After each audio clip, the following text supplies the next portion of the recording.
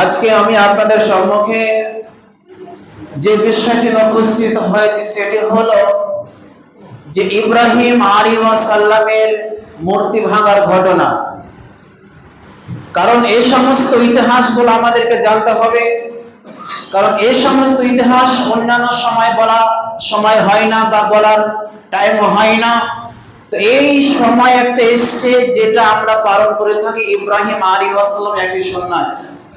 তো ইব্রাহিম আলাইহিস সালামের কিছু জীবনী আমাদেরকে জানতে হবে। তিনি বাচ্চা অবস্থায় এবং বালিগ অবস্থায় এবং বৃদ্ধ অবস্থা তার জীবনে কত কষ্ট তাকে এই দুনিয়ার বুকে তাকে পেতে হয়েছে। তো গত জুম্মায় বিষয় ছিল যে ইব্রাহিম আলাইহিস তাসলিমের পিতার কাছে দাওয়াত, তার কওমের কাছে, তার গোষ্ঠীর কাছে, তার নিজ সম্প্রদায়ের কাছে দাওয়াত।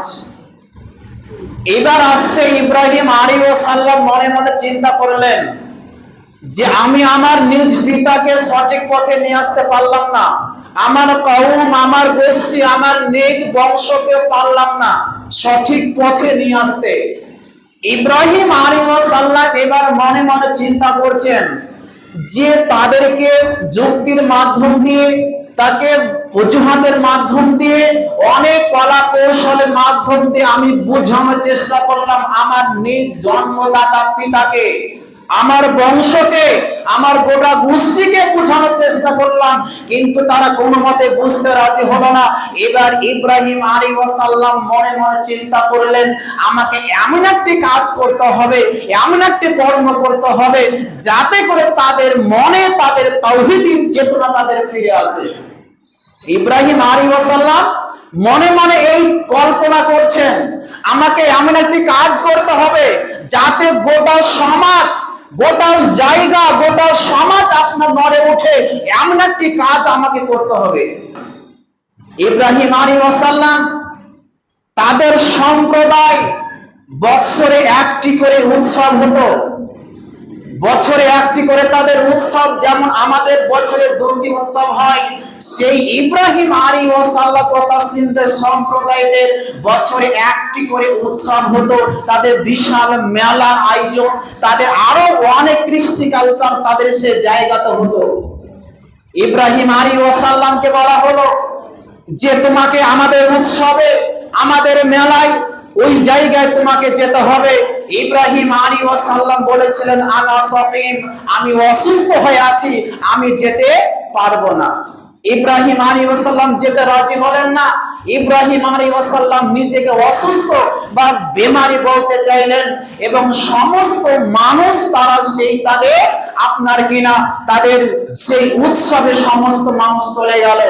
ইব্রাহিম আলাইহিস সালাম একাই রয়ে গেলেন। ইব্রাহিম আলাইহিস সালাম মনে মনে চিন্তা করলেন এই যে আমি সুযোগ পেয়েছি, এই যে আমি সময় পেয়েছি, এই সুযোগকে আমাকে কাজে লাগাতে হবে। এই যে সুযোগ আমি আপনি পেয়েছি, সকলেই তারা চলে গেছে, আর কেউ নেই। এই সুযোগ যদি আমি কাজে না লাগাতে পারি তাহলে এমন সুযোগ আমি আর জীবনে পাবো না। তাই এই সুযোগকে হাতছাড়া করলে হবে না, আমাকে সঠিক কাজে আমাকে লাগাতে হবে। তাই সেই ইব্রাহিম আলাইহিস সালাম তাদের দেব মন্দিরে ঢুকে, তাদের যেখানে মূর্তি, তাদের দেবতা, তাদের প্রতিমা যে ঘরে থাকে ওই ঘরে ঢুকে গেলেন। একটা আপনার কুড়াল নিয়ে গিয়ে ইব্রাহিম আলাইহিস সালাম সমস্ত দেব মন্দিরগুলোকে, সেই প্রতিমাগুলোকে, তাদের ইলাহাগুলোকে, তাদের মাবুদগুলোকে কুড়াল দিয়ে আপনার ভেঙে চুরমার করে দিলেন। একটি মূর্তিকে আপনার সে আগের ন্যায় ঠিক করে রেখে দিলেন, একটি মূর্তিকে আর ভাঙলেন না, তাকে ঠিক আগের ন্যায় রেখে দিলেন। ইব্রাহিম আলাইহিস সালাম সেই কুড়াল দিকে তার ঘাড়ের উপরে ঝুলিয়ে রেখে দিলেন, সেখান থেকে চলে আসলেন। এবার যে তারা আপনার সে উৎসবে গিয়েছিল ওখান থেকে বাড়ি ফিরে আসছে,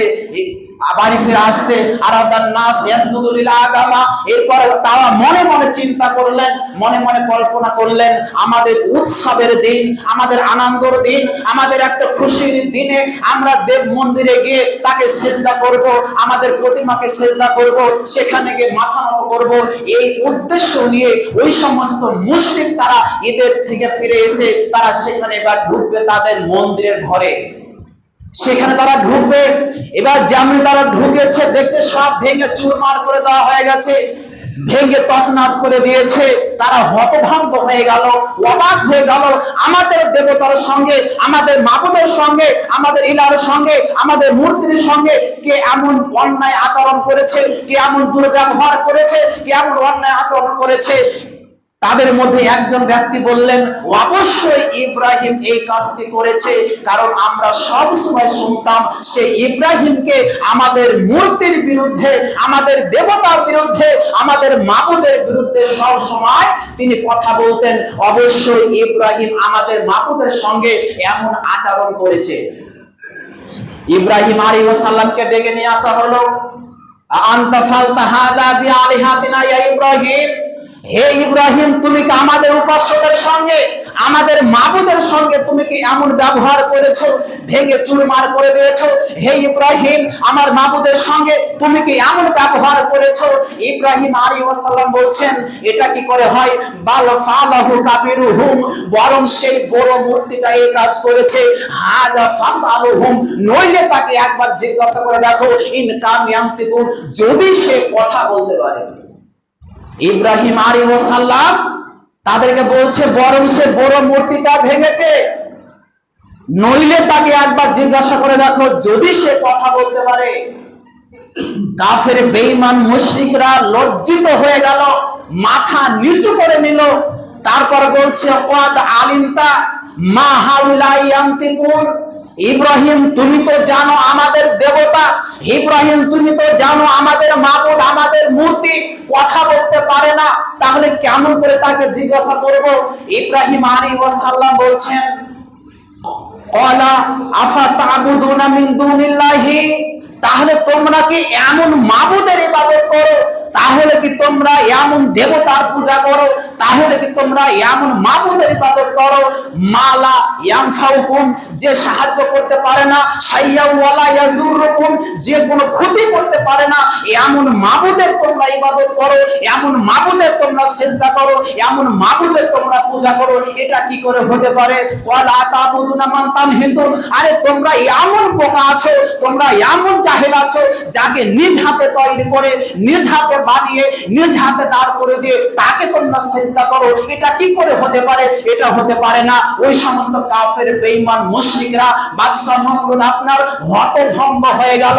আর ইব্রাহিম আলাইহিস সালামকে আর কথার মাধ্যম দিয়ে, যুক্তির মাধ্যম দিয়ে আর কোনো কিছুতে আর ইব্রাহিম আলাইহিস সালামকে আর পেরে উঠতে পারলেন না। সেই বাদশা নমরুদ এখানে কথার মাধ্যমে হেরে গেলেন, আর কিছুতে জয়ী হতে পারলেন না। সেই বাদশা নমরুদ আপনার 400 বছর রাজত্ব করার কারণে নিজেকে ইলা, নিজেকে রব দাবি করতেন। বাদশা নমরুদ মনে মনে চিন্তা করতেন, যদি আমি ইব্রাহিমকে একবার জিজ্ঞাসা করি, আচ্ছা বলো তোমার রবকে, অবশ্যই সে আমাকে স্বীকার করে নেবে। এবার সেই বাদশা নমরুদ ইব্রাহিমকে জিজ্ঞাসা করছে, হে ইব্রাহিম, আচ্ছা বলো দেখি তোমার রবকে, তোমার প্রভুকে। ইব্রাহিম আলাইহিস সালাম জোর কণ্ঠে বলেছিলেন, রব্বি আল্লাযী ইউহী ওয়া ইউমীতু, আমার রব সেই আল্লাহ তাবারাক ওয়া তাআলা যিনি মানুষকে জীবন দান করেন এবং মৃত্যু দান করেন। সেই বাদশা নমরুদ জাহেল, গর্ব, মূর্খ, তিনিও বলছেন, আনা উহি ওয়া উমীতু, আমিও মানুষকে জীবন দান করতে পারি, আমিও মানুষকে মৃত্যু দান করতে পারি।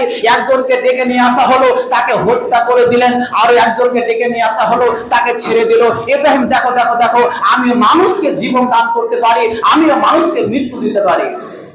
ইব্রাহিম আলাইহিস সালাম বলছেন, বেশ ঠিক আছে, ফাইনাল্লাহ ইয়াতি বিশামসি মিনাল মাশরিক, আমি মনে করলাম তুমি মানুষকে জীবন দিতে পারো, মৃত্যু দিতে পারো, কিন্তু আমার আল্লাহ তাবারাক ওয়া তাআলা এমন ক্ষমতা আছে, এমন শক্তি আছে, এমন হিকমত আছে, ফাইনাল্লাহ ইয়াতি বিশামসি মিনাল মাশরিক ফাবিতি ফামিনাল মাগরিব, আমার আল্লাহ তাবারাক ওয়া তাআলা পূর্ব দিকে সূর্য উদিত করে, পশ্চিম দিকে সূর্য অস্তমিত করান। তোমার কতটা ক্ষমতা আছে, তোমার কতটা শক্তি আছে, এই আল্লাহর এই ক্ষমতা তুমি একবার করে দেখাও, তবে আমি একবার ভেবে চিন্তে দেখব, যদি তুমি পারো। বাদশা নমরুদ আর কোনো কিছু করতে পারলেন না, এবার চুপচাপ হয়ে গেলেন। বাদশা নমরুদ মনে মনে চিন্তা করলেন, একে মেরে ফেরা ছাড়া আর কোনো উপায় নেই, একে আমরা যতক্ষণ না মারতে পারবো আমরা শান্তিতে থাকতে পারবো না। এইভাবে যুক্তির মাধ্যম দিয়ে, এইভাবে তর্কের মাধ্যম দিয়ে, আর কোনো কিছুর মাধ্যম দিয়ে আমরা ইব্রাহিমকে হারাতে পারলাম না। তাই সে বাদশা নমরুদ এবার বললেন কি, যাও তাদের লোকজনকে এবার বলে দেওয়া হলো, যাও তোমরা ইব্রাহিমকে হত্যা করে দাও, ইব্রাহিমকে মেরে ফেলো, নইলে আমরা আর এখানে আমরা জয়ী হতে পারবো না। তাই আপনার কিনা সেই বাদশা নমরুদের আপনার পোলা তার চেলা আপনার সে আগুনে আঙার করা হলো, এবং সে আগুনের মধ্যে ইব্রাহিম আলাইহিস সালামকে আপনার নিক্ষেপ করে দেওয়া হলো। সেখানে নিক্ষেপ করে দেওয়া হলো, ওই জায়গাতে আল্লাহ তাবারক ওয়া তাআলা ইব্রাহিম আলাইহিস সালামকে রক্ষা করেছিলেন, হেফাজত করেছিলেন, সংরক্ষণ করেছিলেন। সেখান থেকে যখন আপনার কিনা ইব্রাহিম আলাইহিস সালাম ফিরে আসলেন, বাদশা নমরুদ অবাক হয়ে গেলেন, আমরা তাকে সেখানেও মারতে পারলাম না, সেখানেও তাকে আমরা শেষ করতে পারলাম না, আমরা আর কি করব। এবার শুরু হয়ে যাচ্ছে আপনার কিনা সে ইব্রাহিম আলাইহিস সালামের হিজরতের পালা। সেখান থেকে আল্লাহ তাবারক ওয়া তাআলা তাকে সেখান থেকে বাঁচিয়ে দিলেন। এবার সেখান থেকে চলে আসছেন ইব্রাহিম আলাইহিস সালাম, সেই আপনার কিনা তার জন্মস্থান বাবেল শহর। সেই বাবেল শহরে থাকতে থাকতে থাকতে ইব্রাহিম আলাইহিস সালাম এবং সারা আলাইহিস সালামকে নিয়ে চিন্তা করলেন যে আমরা এখান থেকে আমরা সেখান থেকে আমরা কেনান শহরে সেখানে বাকি জীবনটা আমরা সেখানে কাটানোর আপনার মন্তব্য করলেন। তাই ইব্রাহিম আলাইহিস সালাম এবং সারা আলাইহিস সালাম সেই কেনান থেকে বাবেল শহর থেকে কেনানের দিকে যাত্রা আরম্ভ করলেন, এবং সেই কেনানে কিছুদিন যাওয়ার পরে আপনার প্রচুর পরিমাণে খাবারের অনটন, খাদ্যের অভাব, দুর্ভিক্ষ এমন পরিমাণে দেখা দিতে আরম্ভ করেছে, মানুষ আর খেতে পায় না, মানুষ আর খাবার পায় না, মানুষ আহার পায় না। ওই কেনান শহরের সমস্ত মানুষ এবং ইব্রাহিম আলাইহিস সালাম এবং সারা আলাইহিস সালাম সকলেই আপনার সে মিশরের দিকে আপনার হিজরত করতে আরম্ভ করলেন।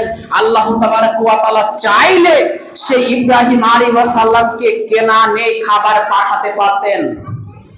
আল্লাহ তাবারক ওয়া তাআলা যদি চাইতেন, ইচ্ছা করতেন, তাহলে সেখানে খাবার পাঠাতে পারতেন ইব্রাহিম আলাইহিস সালামকে। কিন্তু ইব্রাহিম আলাইহিস সালামের জন্য মিশরে একটি কঠিন পরীক্ষা তার জন্য অপেক্ষা করছে। তাই ইব্রাহিম আলাইহিস সালাম এবং সারা আলাইহিস সালামকে সে মিশর যেতে বাধ্য করা হয়েছিল। সে মিশরের বাদশা আপনার ফেরাউন, তিনি একজন নারী লোভী, একজন আপনার নারী লোভী মদ্যপানকারী। সেই ফেরাউন, সেই আপনার কিনা মিশরের বাদশা ফেরাউন নারী লোভী, সবসময় নারীদেরকে আক্রমণ করত, নারীদের প্রতি জুলুম করত, নারীদের প্রতি অত্যাচার করত।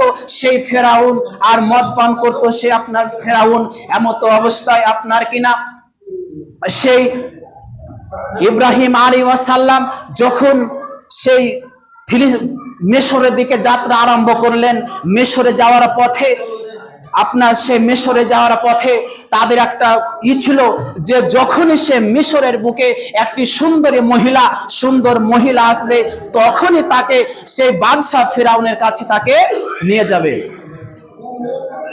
কে হট্টগোল করিয়েন না। তাহলে সেই ফিরাউন একটি নিয়ম নীতি ছিল, যখনই মিশরের দিকে সুন্দরী নারী আসবে, তখনই সে আপনার কিনা সেই ফেরাউনের কাছে নিয়ে যাওয়া হবে। তেমনি ভাবে ইব্রাহিম আলাইহিস সালাম এবং আপনার সেই সারা আলাইহিস সালাম একজন সুন্দরী মহিলা, যদিও আপনার বৃদ্ধা মহিলা।